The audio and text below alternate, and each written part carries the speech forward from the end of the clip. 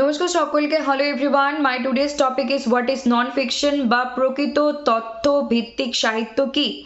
Non fiction কি এই বিষয়ে বলার আগে আমি এর আগের দিনে যে ফিকশন এবং নভেল নিয়ে আলোচনা করেছি তার বিষয়ে দু চারটে গুরুত্বপূর্ণ ইনফরমেশন এখানে আমি বলবো, তারপর আমি নন ফিকশন নিয়ে আলোচনা করব। তো ফিকশন কি? ফিকশন হচ্ছে একটা creative work, chiefly narrative work, mainly বা প্রধানত একটা কোনো ন্যারেটিভ ওয়ার্ক যেখানে আমরা কোনো পরিস্থিতি, কোনো মানুষ, কোনো জায়গা, কোনো ব্যক্তির জীবনের কাহিনী তুলে ধরছি এবং যেটা কি সম্পূর্ণ ইনভেন্টেড অর আনট্রু, অসত্য বা কাল্পনিক, ইমাজিনারি, সেটা হচ্ছে ফিকশন।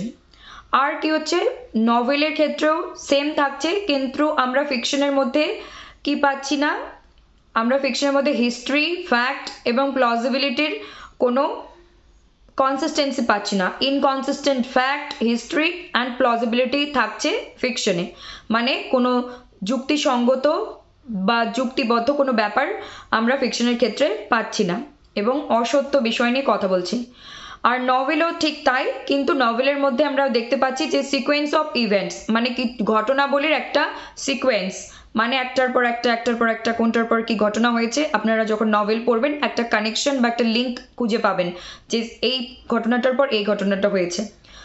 এটাই মূলত আমি ফিকশন এবং নভেলের বিষয়ে আগের ভিডিওতে বলেছি, কিন্তু এটাকে আরেকটু মনে হলো যে এই বিষয়টা নিয়ে আরেকটু খুলে বলা প্রয়োজন, যাতে করে আর কোনো কনফিউশন না থাকে। আর হচ্ছে নভেল, আমরা যদি কোনো লেখা 50,000 থেকে 60,000-এর মধ্যে লেখা আমরা লিখি বা একটা লেখা দেখতে পাই, তাহলে আমরা অ্যাজ আ নভেল এটাকে কোয়ালিফাই করতে পারি শব্দ সংখ্যার নিরিখে। কিন্তু ফিকশন কিন্তু 100 শব্দেরও হতে পারে, 1000-এও হতে পারে বা 1000-এর বেশি শব্দেরও হতে পারে। ওকে।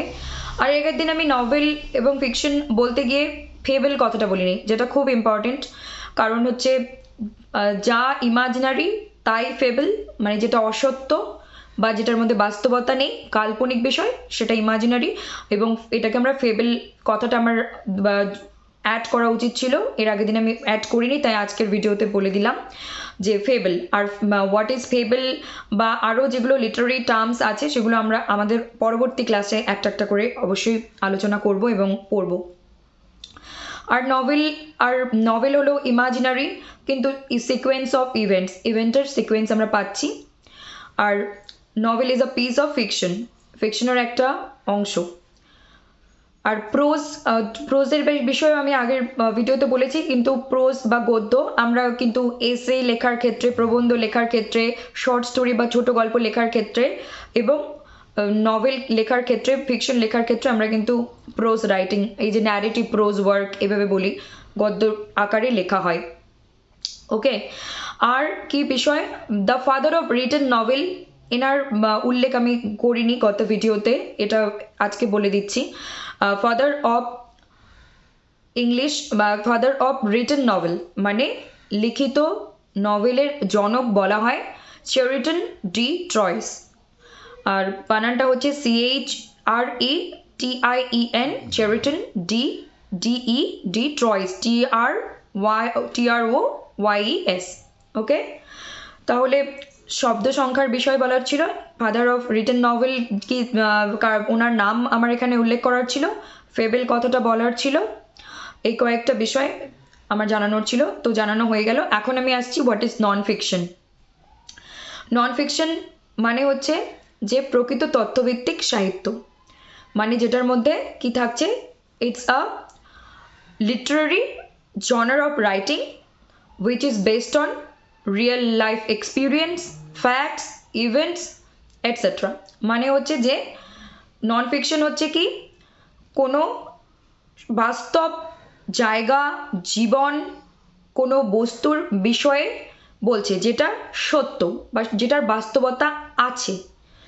আর নন ফিকশনকে বলতে গেলে ফিকশন অটোমেটিক্যালি চলেই আসবে, কারণ ফিকশন তার আগে বসছে নন ফিকশন, যা ফিকশন নয় সেটাই হচ্ছে নন ফিকশন। তার মানে নন ফিকশন হলো বাস্তবতা নিয়ে কথা বলছে, আর ফিকশন সম্পূর্ণ কাল্পনিক বিষয়বস্তু নিয়ে কথা বলছে।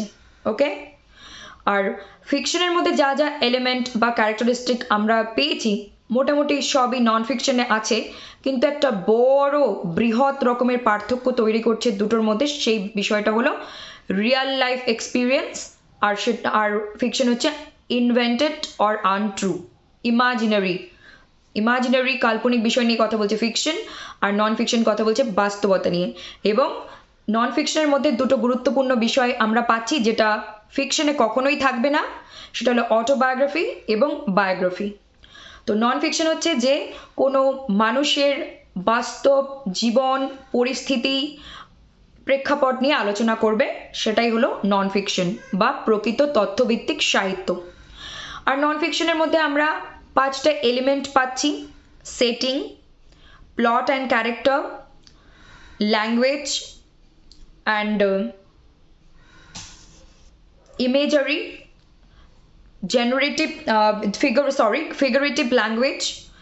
figurative language, imagery, setting, plot and character।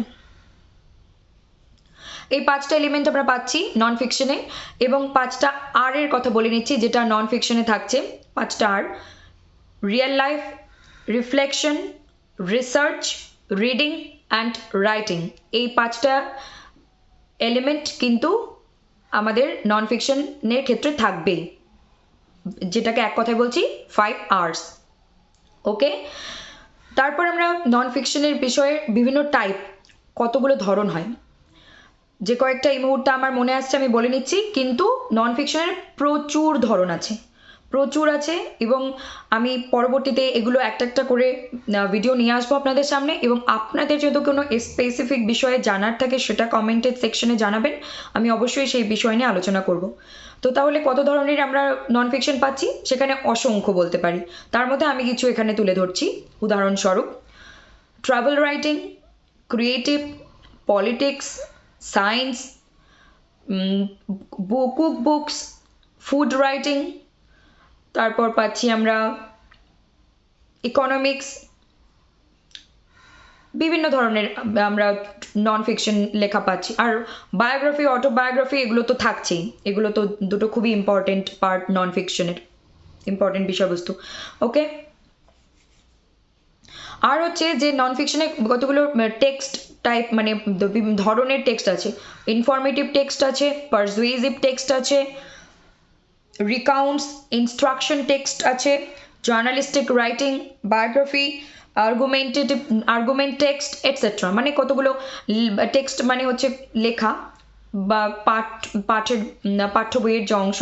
তো এই নন ফিকশনের ক্ষেত্রে এই ধরনের টেক্সট আমরা পাই। এর থেকেও আরও অন্যান্য আছে, শুধু এই কয়টা নয়, আরও আছে। তো আজকের এই আমার ভিডিওতে ছিল প্রথমে নভেল এবং ফিকশনের বিষয়ে যে 2-4টে খুব গুরুত্বপূর্ণ জিনিস আমার বলা হয়নি এর আগের ভিডিওতে, সেটা বলে নিলাম। তারপর নন ফিকশন কি, নন ফিকশনের এলিমেন্ট, নন ফিকশনের টাইপ, নন ফিকশনের 5 আর, নন ফিকশনের ক্যারেক্টারিস্টিক্স, এগুলো বললাম। হ্যাঁ, নন ফিকশনের ক্যারেক্টারিস্টিক্স বিষয়ে 4টে গুরুত্বপূর্ণ বিষয় থাকছে: real life, real situation, real event, real সব কিছু বাস্তব নিয়ে কথা বলছে। এবং নন ফিকশন যারা লিখছেন তারাও কিন্তু রিয়েল পার্সন হতে হবে। ওকে, এবং রিয়েল প্লেস, রিয়েল ইভেন্ট নিয়ে কথা বলছে, রিয়েল পার্সনকে লিখতে হবে। এবং নন ফিকশন কাদের জন্য লেখা হচ্ছে? নন ফিকশন লেখা হচ্ছে একটা নির্দিষ্ট গ্রুপের রিডারদের জন্য, মানে একটা নির্দিষ্ট গ্রুপের রিডারদের জন্য যারা এই যারা এই নন ফিকশনগুলো পড়বে তাদের জন্য লেখা হচ্ছে, নির্দিষ্ট দর্শকদের জন্য এবং নির্দিষ্ট গ্রুপের রিডার যারা পড়বেন তাদের জন্য লেখা হচ্ছে নন ফিকশন। এটাও একটা ক্যারেক্টারিস্টিক অফ নন ফিকশন। ওকে, আর কি হচ্ছে? ফ্যাক্টসকে প্রেজেন্ট করবে, রিয়েল লাইফ এক্সপিরিয়েন্সকে তুলে ধরবে, ফ্যাক্টকে প্রেজেন্ট করবে, রিয়েল লাইফ এক্সপিরিয়েন্সকে তুলে ধরবে। আর আমি এতগুলো বিষয় মানে একটা একটা করে বলা যাতে করে গুলিয়ে না যায় বা যাতে করে মিসইন্টারপ্রেট না হয়, তার জন্য আমি মাঝে একটু করে আমার পাশে যে নোটটা রেখেছি একটু দেখেছি, ত্রুটি মার্জনা করবেন যে আমি এখানে ভিডিও তৈরি করার সময় বলতে বলতে একটু তাকিয়েছি, তো তার জন্য আমাকে ত্রুটি মার্জনা করবেন। কিন্তু আমি চাইনি যে কোনো মিসইন্টারপ্রেট বা কোনো ভুল ইনফরমেশন আমি পৌঁছোই, তার জন্য আমি দেখেছি, ত্রুটি মার্জনা করবেন। আর হচ্ছে আমি তো বলে নিলাম, এবং নভেলের বিষয়েও বলে দিয়েছি যে নভেল পড়ার যদি কেউ হ্যাবিট তৈরি করতে পারে বা অভ্যাস তৈরি করতে পারে, বলা হয় যে নভেল যদি পড়া যায় তাহলে নাকি মেন্টাল হেলথ অনেকটা ভালো থাকে, সুস্থ থাকে, মানে মেন্টাল হেলথ মানসিক যে স্বাস্থ্য আমাদের সেটা অনেকটা ফ্রি থাকে। এই ছিল আজকে আমার বিষয়বস্তু, আশা করছি ক্লিয়ার হয়েছে। আর আমার নেক্সট ভিডিওতে থাকছে হোয়াট ইজ ইংলিশ লিটারেচার, আমি বলে নিয়েছি আমার এর প্রথম দিকের ভিডিওতেই ছোট করে। আর থাকছে নেক্সটে হিস্ট্রি অফ ইংলিশ লিটারেচারের একটা ভালো রকমের এবং একটা ইলাবোরেট ক্লাস নিয়ে আসতে চলেছি, যাতে করে সমস্ত কনসেপ্ট এবং খুঁটিনাটি বিষয়গুলো আমাদের বুঝতে সুবিধা হয়। আর তার সঙ্গে রেগুলার আমার যে শর্টস যাচ্ছে সেটাও ভীষণ, শর্টস সিরিজগুলো কিন্তু খুব ইম্পর্টেন্ট।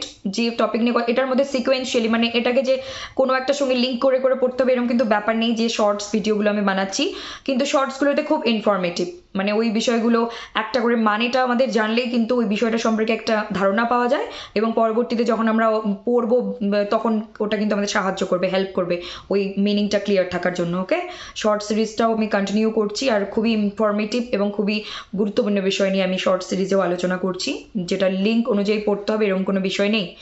আর হচ্ছে এইভাবেই আমি প্রতিদিন কিছু না কিছু গুরুত্বপূর্ণ টপিক নিয়েই আসবো, সেটা 3 মিনিট, 5 মিনিট, 10-15 মিনিট এরকম হতে পারে। আর যখন যখন বিষয়বস্তু একটা বড় ইলাবোরেট 1 ঘন্টা, 1.5 ঘন্টা, 2 ঘন্টা ক্লাসের প্রয়োজন হবে, আমি তখনও নিয়ে আসবো, সেইভাবে প্রস্তুতি নিয়ে প্ল্যান করে পড়াশুনো করে।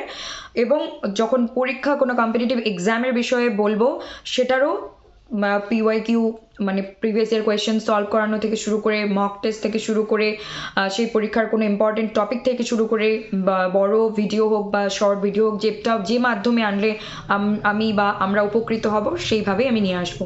ওকে, নমস্কার, ভালো থাকবেন।